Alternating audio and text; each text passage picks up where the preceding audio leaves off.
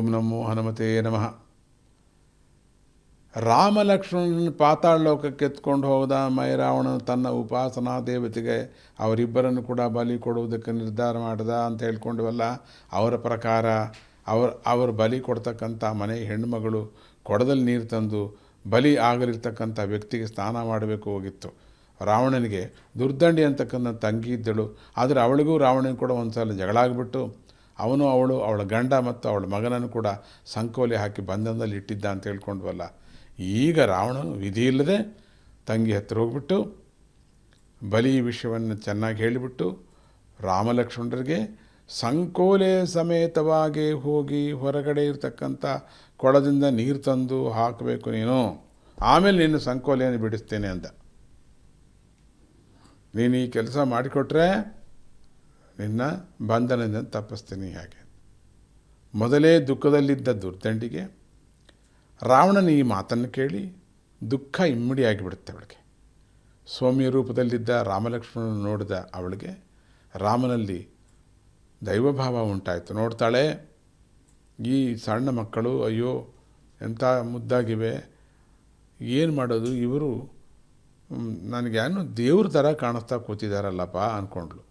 ಒಳ್ಳೆಯ ದೈವಭಾವ ಬಂತು. ಭಕ್ತಿಯಿಂದ ರಾಮನಿಗೆ ನಮಸ್ಕಾರ ಮಾಡಿ ತನ್ನ ತಾಪವನ್ನು ಕಡಿಮೆ ಮಾಡುವಂಥ ರಾಮನನ್ನು ಪ್ರಾರ್ಥನೆ ಮಾಡ್ತಾಳೆ. ಆದರೂ ರಾವಣ ತನ್ನನ್ನು ಸಾಯಿಸಿಬಿಡ್ತಾನಲ್ಲ ಅಂತಕ್ಕಂಥ ಭಯದಿಂದ ಹೆದರ್ಕೊಂಡಿರ್ತಕ್ಕಂಥ ಹಾಗೆ ಅಂದ್ಕೊಂಡೇ ಹೊರಟು ನೀರು ತರಕ್ಕೆ ಹೊರಡ್ತಾಳೆ. ಅಯ್ಯೋ ನಿಜವಾಗೂ ಏನಾಗ್ತಾರೋ, ಇವ್ರು ಸಾಯಿಸಿಬಿಡ್ತಾರೆ, ನನ್ನೂ ಸಾಯಿಸ್ತಾನೆ ಇವ್ರನ್ನೂ ಸಾಯಿಸ್ತಾನೆ, ಏನು ಮಾಡೋದು, ಇಂಥ ಕ್ರೂರಿ ಅಲ್ಲಪ್ಪ ಅಂದ್ಕೊಂಡು ಹೋಗು. ಆ ಕಡೆ ಲಂಕೆಯಲ್ಲಿ ಹನುಮಂತ ನನ್ನಿಂದಲೇ ಈ ಅಚಾತುರ್ಯ ನಡೀತು ಅಂತ ಅಳ್ತಾ ಕೂತಿದ್ದ. ನಾನೇ ತಾನೇ ಬೇಜವಾಬ್ದಾರಿಯಾಗಿದ್ದೆ, ನನಗೊಂದು ಸಣ್ಣ ದುರಹಂಕಾರ ಇತ್ತು, ನನ್ನ ಬಾಲವನ್ನು ದಾಟಿಕೊಂಡು ಯಾರೂ ಒಳಗಡೆ ಹೋಗೋಕ್ಕೆ ಸಾಧ್ಯ ಇಲ್ಲ ಅಂತಿತ್ತು. ನನಗೆ ಸರಿಯಾದ ಶಿಕ್ಷೆ ಆಯಿತು. ನನಗೆ ಹಾಗೆ ನನ್ನಿಂದ ತಾನೇ ರಾಮಲಕ್ಷ್ಮಣರು ಇಬ್ಬರನ್ನು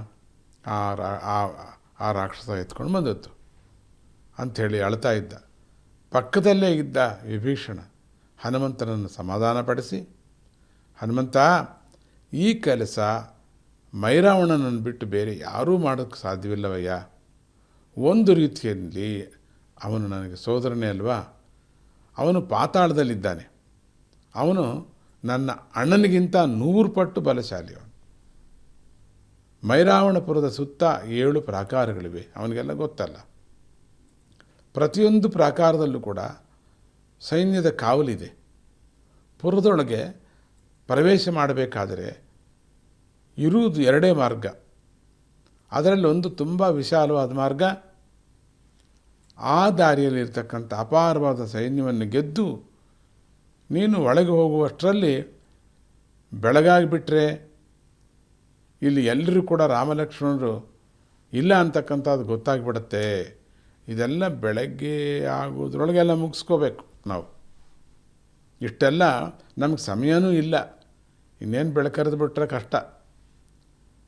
ಅದಕ್ಕೆ ಇಲ್ಲಿಂದ ಹೊತ್ಕೊಂಡು ಹೋಗಿದ್ದಾರಲ್ಲ ಸ್ವಾಮಿನ ಇಬ್ಬರನ್ನು, ರಾಮಲಕ್ಷ್ಮಣರು, ಅವ್ರನ್ನ ಹೇಗಾದರೂ ಮಾಡಿ ಬಿಡಿಸ್ಕೊಂಡು ಸೂರ್ಯೋದಯದೊಳಗೆ ತಂದುಬಿಡ್ಬೇಕು ನಾವು.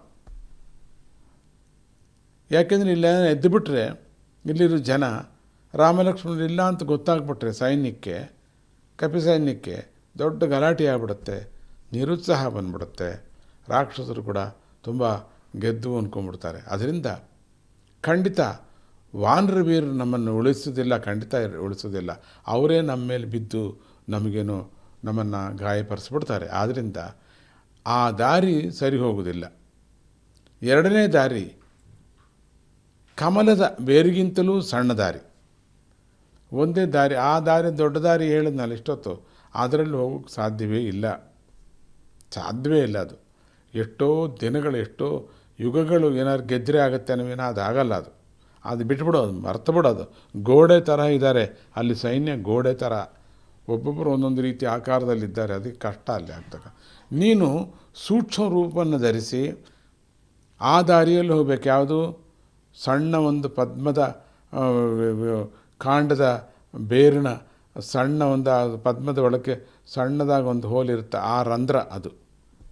ಅದು ಪದ್ಮರಂಧ್ರ ಪದ್ಮದಾರಿ ಅಂತ ಹೇಳ್ತಾರೆ ಅದಕ್ಕೆ.